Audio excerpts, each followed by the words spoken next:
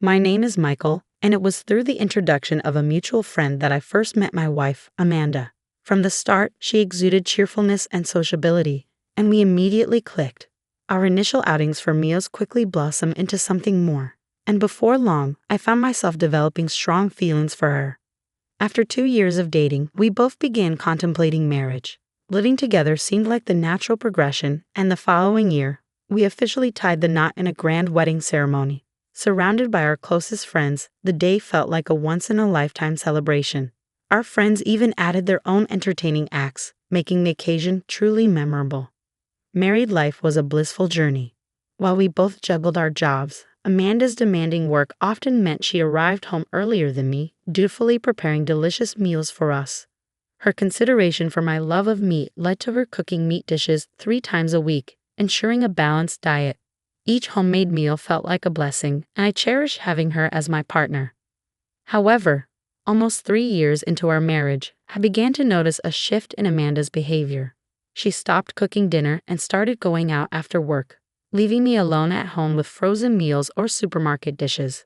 The change left me feeling somewhat isolated, but I attributed it to our busy schedules and didn't delve into her feelings enough. After enduring this routine for about 2 months, I realized I needed to address the situation. With work finally calming down, I took some paid leave and planned a getaway to a hot spring with Amanda, determined to reconnect and mend whatever rift had formed between us. When I entered the house, I found Amanda lying on the sofa engrossed in a fashion magazine. Her lack of acknowledgement upon my arrival struck me as unusual. "Hey, Amanda," I began, breaking the silence. "I've scheduled some time off work for us the week after next. How about we go to a hot spring and unwind together?" Without glancing up from the magazine, Amanda replied, "No, I'm not interested." Her response caught me off guard, leaving me momentarily speechless. I had meticulously researched accommodations and nearby restaurants, intending to present her with a thoughtfully planned getaway. "I've been so caught up with work lately that I haven't been able to give you much attention," I explained. "I thought some time away together would help us reconnect. I assumed you might be feeling lonely too." Despite my efforts to bridge the gap between us, Amanda remained indifferent. "It's fine as it is," she remarked, still fixated on the magazine. "I have plenty to occupy myself with when you're not around. Don't worry about it." Her dismissive attitude left me puzzled and disheartened. That night, I struggled to sleep, weighed down by uncertainty and unease. The following morning, the tension between us lingered as I left for work. Unable to shake off my concerns, I confided in a coworker during lunch. "Hey, can I talk to you for a moment?" I asked hesitantly. "It's not exactly a fight, but something happened with my wife yesterday." As I recounted the previous day's exchange, my coworker offered a blunt suggestion. "Could she be cheating on you? I mean, you don't have any other clear reasons, right?" I racked my brain, unable to conjure any other explanation for Amanda's sudden aloofness besides the ominous word, cheating. It reverberated in my mind, a weighty echo I never thought I'd associate with her. But once the seed of doubt was planted by someone else, suspicion flourished and my health began to falter under its oppressive weight. That day at work was a blur, my mind consumed by thoughts of betrayal. Unable to concentrate, I made the decision to leave early. Upon arriving home, I bypassed changing into comfortable clothes, shedding only my suit jacket before collapsing onto the bed, mentally and physically exhausted. With some time to spare before Amanda's return, I drifted into a fitful slumber, seeking solace in the cool, dimly lit room. My restless sleep was abruptly interrupted by the unmistakable sound of laughter and multiple voices entering the house, followed by the distinct sound of Amanda's voice. Initially, I assumed she had returned home. However, the presence of an unfamiliar male voice shattered that illusion, intensifying my suspicions. As footsteps approached the bedroom, my heart raced with apprehension. My fears were confirmed when Amanda entered the room, her expression momentarily betraying surprise at finding me there. Her subsequent words dripped with mockery as she questioned my presence. "Oh, Michael, what are you doing here?" she taunted, her tongue dripping with disdain. "I thought you were supposed to be at work." I faltered, my stomach churning with a sickening mix of dread and betrayal. I decided to take a paid day off, needing some time to process everything. Amanda's response was indifferent, her gaze shifting to the tall man standing beside her, his arm casually draped over her shoulder. "You went out, she stated, devoid of any concern for my well-being. I wanted to demand the man remove his arm from my wife's shoulder, but waves of nausea and a pounding headache left me speechless. All I managed to muster was a weak, "Well, you already know." Amanda cut me off with a brazen admission, her defiance palpable as she crossed her arms and stood her ground. "It's true," she declared, her tone unapologetic. "I'm cheating on you with this guy, and it's your fault. So no apologies from me." Her confession hit me like a freight train, leaving me reeling and utterly bewildered. Before I could gather my thoughts, she continued, dismissing my shock with a wave of her hand. "Stop looking like that," she scolded. "You've neglected me for so long. Scott treats me like a woman, and being with him fills the void in my heart. He's always up to date with the latest trends, being the president of his own company. Plus, he's fun and exciting." As Amanda praised the man, I finally recognized his face. It all fell into place when she mentioned his position as a company president. He was the head of XYZ Company, a client I had been working closely with. His meteoric rise in the industry, starting his business in his 20s, had made him a notable figure. I recalled our interactions during business meetings and exchanging business cards, never imagining that he would become a central figure in this devastating revelation. "Why?" I asked Amanda, my voice trembling with disbelief. "Like I said before, that's why," she replied nonchalantly, her tone devoid of remorse. "But I'm fine with getting a divorce." The word divorce hung heavy in the air, igniting a desperate urge within me to halt Amanda's departure. Yet as she moved to leave the room with Scott, I struggled to find the words to stop her. "Are you really okay with ending our marriage so easily?" I implored, my heart aching with the weight of impending loss.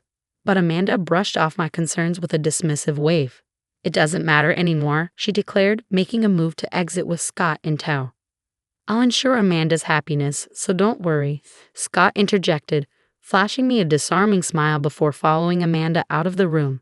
Left alone, I grappled with the reality of impending divorce, a bitter pill to swallow. In the aftermath, I finalized the divorce proceedings and received alimony. However, the emotional toll of the betrayal left me mentally shattered, necessitating a leave of absence from work to focus on my recovery. The root of Amanda's infidelity became clear during this period of introspection. My relentless dedication to my job had left her feeling neglected, driving her to seek solace in the company of others.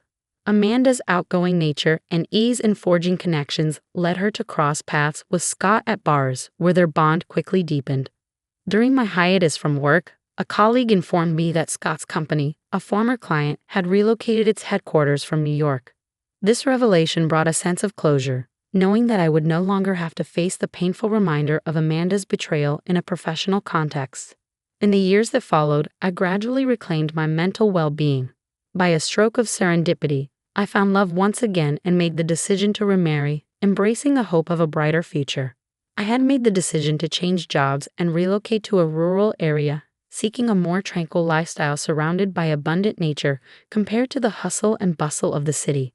Married life in this serene setting seemed to suit me well, and I was content, living a peaceful existence. However, tranquility was disrupted when, on a day off, a police officer called out my name, halting me in my tracks. Confused and unaware of any wrongdoing, I followed my instincts and made my way to the police station. Upon entering the station and being ushered into a room, I was met with an unexpected sight: my ex-wife, Amanda, waiting for me. Before I could process the situation, Amanda launched into a tirade, accusing me of stalking her with an unsettling level of excitement.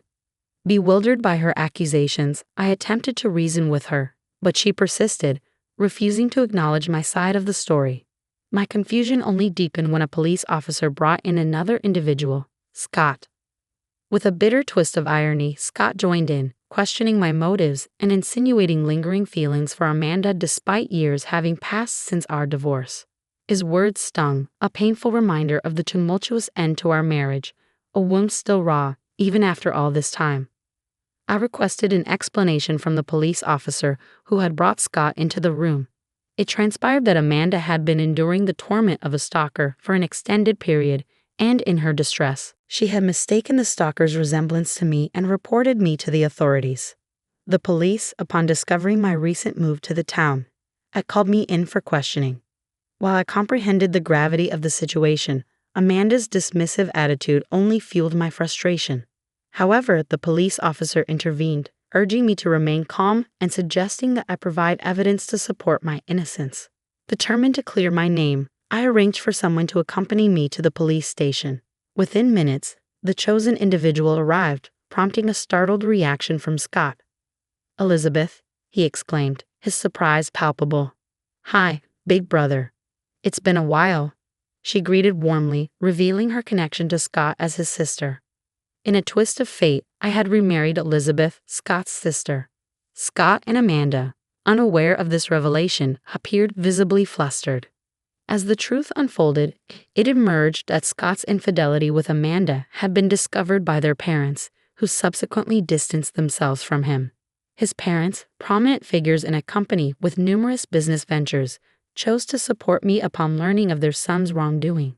Initially hesitant to face the family of Amanda's lover, I found solace and understanding in their company as we spent time together, my heart gradually finding peace amidst the turmoil.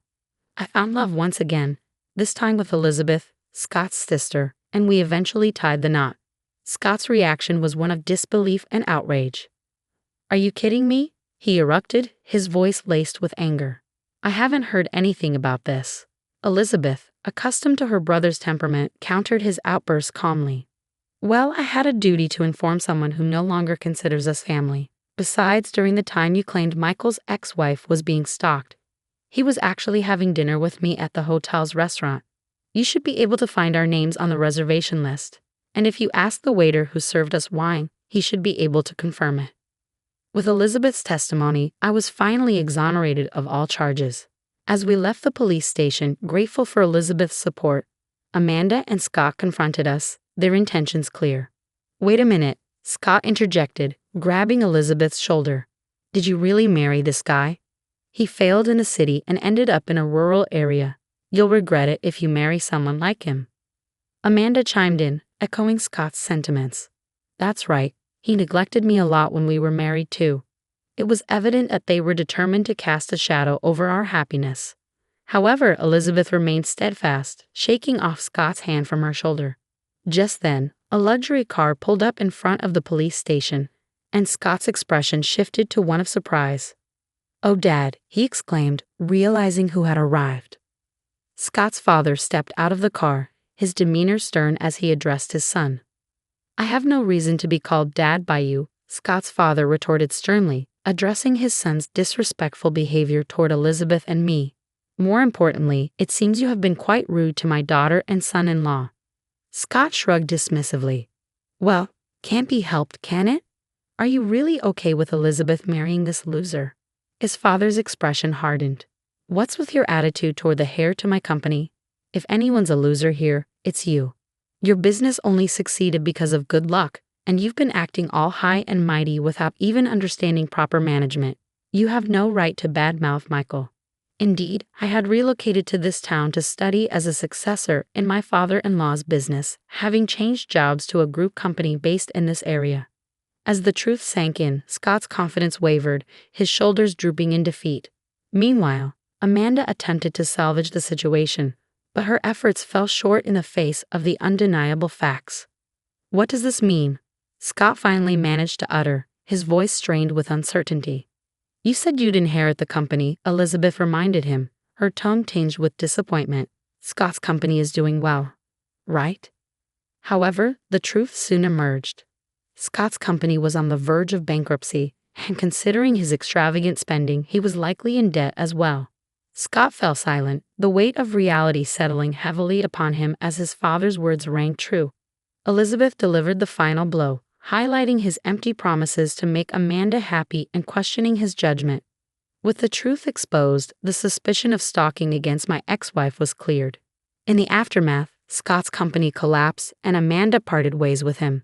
Meanwhile, I found myself liberated from the curse of Amanda and Scott, living a contented life with Elizabeth.